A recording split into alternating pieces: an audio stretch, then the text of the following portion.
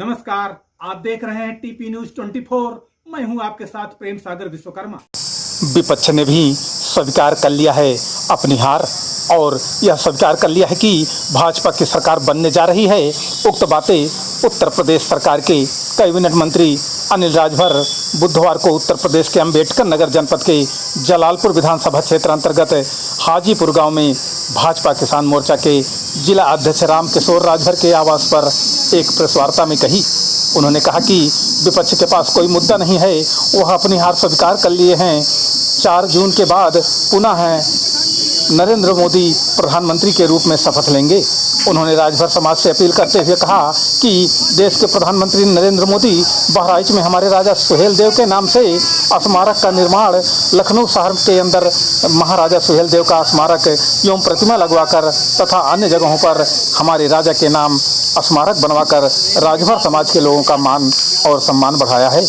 राजभर समाज के लोग एक वोट देकर रितेश पांडे को जिताने का काम करें तथा प्रधानमंत्री नरेंद्र मोदी के हाथों को मजबूत करें। उक्त अवसर पर आयोजित कार्यक्रम में किसान मोर्चा के जिला मीडिया प्रभारी राम जगत प्रजापति, नगर अध्यक्ष देवेश मिश्र, मंडल अध्यक्ष राजाराम मौर्य, महेंद्र चौहान, दयाशंकर राजभर, ग्राम प्रधान रुकुनपुर, राजभर समाज के अन्य कई प्रधानगण समेत भाजपा के तमाम कद्दावर नेता गण रहे मौजूद। आइए हम आपको ले चलते हैं नगर जलालपुर के हाजीपुर गांव में और रूबरू करवाते हैं सांसद प्रत्याशी रितेश पांडे के समर्थन में हो रहे कार्यक्रम से और कैबिनेट मंत्री अनिल राजभर द्वारा किए गए प्रेस वार्ता से। मंडल के अध्यक्ष जी भी यहाँ उपस्थित, रानू राजभर जी भी आजमगढ़ की धरती से चलकर आप सब लोगों के बीच में आए। मैं आप सभी लोगों का मैं स्वागत करता हूँ, अभिनंदन करता हूँ और 2 मिनट में मैं आप सबसे मैं आग्रह करना चाहता हूँ कि देखिए जो चुनाव हो रहा है, इस चुनाव को मामूली चुनाव नहीं समझना है। ये आपके गांव घर, आपके शहर का चुनाव, आपके जिले का चुनाव सिर्फ नहीं है और ना ही पूर्वांचल का चुनाव है, ना ही उत्तर प्रदेश का चुनाव है। ये चुनाव पूरे देश का चुनाव है, देश को बनाने का चुनाव है। आने वाले 100 वर्ष में भारत की सूरत, भारत की तस्वीर कैसी होगी, भारत के निर्माण का ये चुनाव है और इसलिए उसी तरीके से सोचना चाहिए हम। पहला आग्रह तो मैं ये करना चाहता हूं कि मतदान के दिन किसी को भी अपने घर में नहीं रहना चाहिए।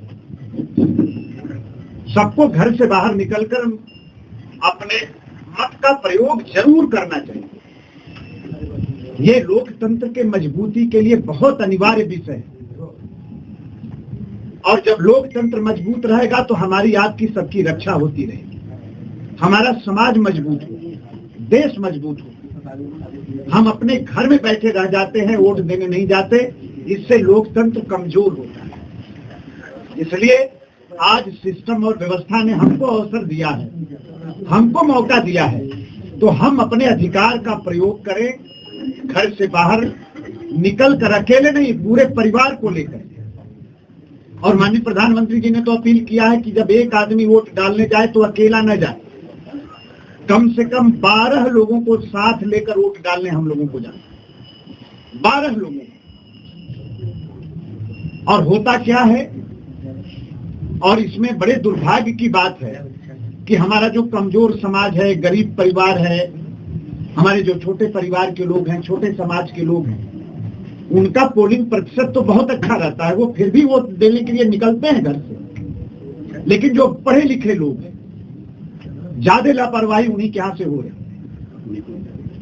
तो इस पर भी हम लोगों को, हमारे यहाँ बनारस में काशी हिंदू विश्वविद्यालय के अंदर एक बूथ बनता है। पिछले बार के चुनाव में 12% सिर्फ मतदान वहां हुआ, समझिए। और सबसे ज्यादा पढ़े लिखे लोग तो वहीं रहते होंगे, यूनिवर्सिटी है, विश्वविद्यालय है, सबसे ज्यादा पढ़े लिखे लोग वहां रहते होंगे। लेकिन वोट देने का दिन आया तो मात्र 100 में 12 लोग निकले वोट डालने के लिए। और मैं दावे के साथ कहना चाहता हूं कि जब वोट खत्म हो जाता होगा तो यही वर्ग है जो सुबह सुबह अखबार पढ़ता है और सबसे ज्यादा सरकार को कोसने का काम भी करता है। उनको जब आता है कि आपको जो देश के प्रति आपकी जो जिम्मेदारी है उसका निर्वाह करना है, मतदान करना है, तो घर से बाहर नहीं निकलते। दिन भर टेलीविजन देखते रहेंगे, टीवी देखते रह जाएंगे, लेकिन वोट डालने नहीं जाएंगे और बाद में सरकार को गरियाएंगे, नेता को गरियाएंगे। तो ऐसे लोगों के बीच में थोड़ा घूमकर माननीय प्रधानमंत्री जी के संदेश को पहुंचाने का काम करना है कि हर आदमी जाए मतदान करने के लिए, तो अकेला न जाए, कम से कम 12 लोगों को लेकर हमें मतदान करने जाना है। दूसरी बात, मैं अपने समाज के लोगों से मैं आग्रह करना चाहता हूं। देखिए, भारतीय जनता पार्टी का और नरेंद्र भाई मोदी जी का बहुत बड़ा एहसान राजभर समाज के ऊपर है, हर गरीब परिवार के ऊपर है। आप सब लोग देख रहे हैं कि आज अयोध्या जी के अंदर भगवान राम का भव्य मंदिर बन रहा है। जब ये मंदिर के निर्माण की शुरुआत हो रही थी, जब उसका शिलान्यास हो रहा था, तो प्रधानमंत्री जी यहाँ आए थे शिलान्यास करने। उस अवसर पर हमारे पुरखे, हमारे पूर्वज को याद करना वो नहीं भूले। मात्र 3 लोगों का नाम लिया था मोदी जी ने। किसका किसका नाम लिया था? सरदार पटेल, शिवाजी और राष्ट्रवीर महाराजा सुहेलदेव राजभर को नमन करने का काम हुआ। बनारस के अंदर काशी हिंदू विश्वविद्यालय, वहां उन्होंने सम्मान दिया सुहेलदेव जी को। बाबा विश्वनाथ का कॉरिडोर उन्होंने बनाया, उसका लोकार्पण करने आए, वहां सम्मान दिया। आज बहराइच के अंदर आज भव्य स्मारक महाराजा सुहेलदेव राजभर जी का बन रहा है। हमें वो जमाना भी याद है जब उत्तर प्रदेश की धरती पर बहुजन समाज पार्टी की सरकार हुआ करती थी और हमारे समाज के बड़े बड़े नेता उस सरकार में मंत्री थे। लखनऊ में मायावती जी अपने समाज के लोगों की मूर्तियां लगा रही थी और राजभर समाज के लोगों ने मांग किया कि हमारे भी राजा का एक मूर्ति लगा दीजिए, लेकिन मायावती जी ने माना, नहीं लगवा पाए। बहुत बड़े बड़े नेता थे, लेकिन हम लोग स्वागत करना चाहते हैं। भारतीय जनता पार्टी की ही सरकार की देन थी कि उत्तर प्रदेश के अंदर पहली बार उत्तर प्रदेश की राजधानी लखनऊ के अंदर महाराजा सुहेलदेव राजभर की मूर्ति को लगाने का काम अगर किसी की सरकार ने किया तो भारतीय जनता पार्टी। नहीं कि वो कब तक सलामत रहेगी, लेकिन जो बात लिख के कही जाती है वो आने वाली सैकड़ों पीढ़ियों तक उदाहरण बनती है, प्रमाण बनती है। कह रहा है कि भाजपा की 400 की हार है, अब आप लोग कह रहे हैं 400 पार है। इस पर आप देखिए, ज्यादा दिन नहीं बीता, 2022 का उत्तर प्रदेश का चुनाव आप सब लोगों को याद होगा। समाजवादी पार्टी के मुखिया यही कहते थे कि हम पूरा उत्तर प्रदेश जीतेंगे, 400 विधानसभा जीतेंगे। और हश्र क्या हुआ, चुनाव का परिणाम क्या आया, ये आप सब लोग बहुत अच्छी तरीके से जानते हैं। तो वही परिणाम फिर आने वाला है, उसी परिणाम की पुनरावृत्ति होने वाली है। और उनकी कही गई बातें आप देखिएगा कि कहीं टिकने वाली नहीं है। ये 2 लड़कों की जोड़ी को 2017 में भी उत्तर प्रदेश ने देखा है और उसमें प्रियंका गांधी जी को भी देखा है। कोई नई बात नहीं है। 2 लड़कों की जोड़ी को उत्तर प्रदेश की जनता पहले ही नकार चुकी है। कोई दम नहीं है, बेदम है। पूरा उत्तर प्रदेश जीतेंगे। देश के अंदर अब तक की ऐसी सरकार बनाएंगे जैसी पूरी दुनिया में सरकार न बनी। आज जिस तरह का समर्थन, चाहे कोई जाति हो, चाहे कोई मत हो, चाहे कोई मजहब हो, चाहे कोई क्षेत्र हो, आज हम तमिलनाडु में जीतने जा रहे हैं।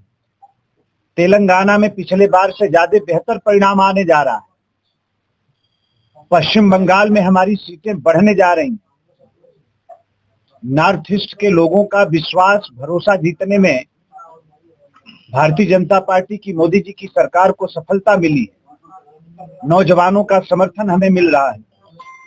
मोदी जी की जो साइलेंट वोटिंग की ताकत है, मातृशक्ति की जो ताकत है, आज वो ताकत दूने जोश और जोश के साथ आज मोदी जी के साथ कदम से कदम मिलाकर चल रही है।